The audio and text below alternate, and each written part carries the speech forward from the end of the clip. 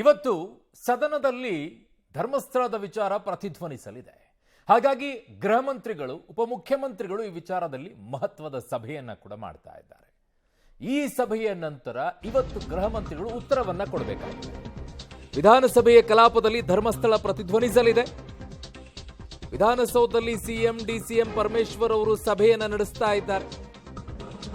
ವಿಧಾನಸೌಧದ ಕಾಂಗ್ರೆಸ್ನ ಶಾಸಕಾಂಗ ಪಕ್ಷದ ಕೊಠಡಿಯಲ್ಲಿ ಸಭೆ ನಡೀತಾ ಇದೆ. ಈಗ ಸದನದಲ್ಲಿ ಮಧ್ಯಂತರ ವರದಿಯನ್ನ ಕೊಡೋದು ಯೋಚನೆ ಆಗುತ್ತೋ ಅಥವಾ ಪ್ರಾಥಮಿಕ ವರದಿಯನ್ನ ಕೊಡೋಕೆ ಚಿಂತನೆಯನ್ನ ಮಾಡ್ತಾರೋ, ಇದೆಲ್ಲವನ್ನ ಕೂಡ ಕೆಲವೇ ಕ್ಷಣಗಳಲ್ಲಿ ಸರ್ಕಾರ ತೀರ್ಮಾನವನ್ನ ಮಾಡಲಿದೆ.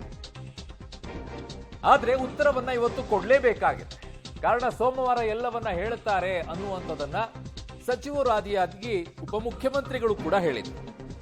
ಎಲ್ಲದಕ್ಕೂ ಕೂಡ ಉತ್ತರವನ್ನ ಕೊಡ್ತಾರೆ ಅಂತ ಹೇಳಿ ಮಾನ್ಯ ಉಪಮುಖ್ಯಮಂತ್ರಿಗಳಂತೂ ಇದು ವ್ಯವಸ್ಥಿತ ಷಡ್ಯಂತ್ರ ಅನ್ನುವಂಥದ್ದನ್ನ ಹೇಳಿದರು. ಹಾಗಾಗಿ ಗೃಹ ಮಂತ್ರಿಗಳು ಏನು ಉತ್ತರವನ್ನ ಕೊಡ್ತಾರೆ ಅನ್ನುವಂಥದ್ದನ್ನ ನೋಡಬೇಕಾಗಿದೆ. ಅತ್ಯಂತ ಮಹತ್ವದ್ದಾಗಿದೆ ಇವತ್ತಿನ ದಿನ. ಧರ್ಮಸ್ಥಳ ಗ್ರಾಮದಲ್ಲಿ ಬುರುಡೆ ಮ್ಯಾನ್ ಕೊಡ್ತಾ ಇರುವಂತಹ ಬುರುಡೆ ಹೇಳಿಕೆಗಳು ಹೌದಾ ಅಲ್ವಾ ಅನ್ನುವಂಥದ್ದನ್ನ ನೋಡಬೇಕಾಗಿದೆ.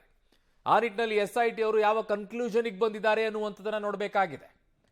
SIT ತಂಡ ಏನ್ ನಿರ್ಧಾರಕ್ಕೆ ಬಂದಿದ್ದಾರೆ, ಅಥವಾ ಅವನು ಇನ್ನೂ ತೋರಿಸ್ತಾ ಇರುವಂತ ಇನ್ನೂ ಒಂದಿಷ್ಟು ಜಾಗಗಳನ್ನು ಅಗಿಯೋ ತೀರ್ಮಾನನ, ಅಥವಾ ಇಲ್ಲ ಅವನು ಇಲ್ಲಿಯವರೆಗೂ ಬಿಡ್ತಾ ಇದ್ದಿದ್ದೆಲ್ಲ ಬುರುಡೆನ. ಅದು ಯಾವುದೇ ಕನ್ಕ್ಲೂಷನ್ಗೆ ಬಂದರೂ ಕೂಡ ಬುರುಡೆ ಮ್ಯಾನ್ ಜೊತೆಗೆ ಇರುವಂಥವರು ಮತ್ತೆ ಕೋರ್ಟಿಗೆ ಅಪೀಲ್ ಮಾಡ್ತಾರೆ.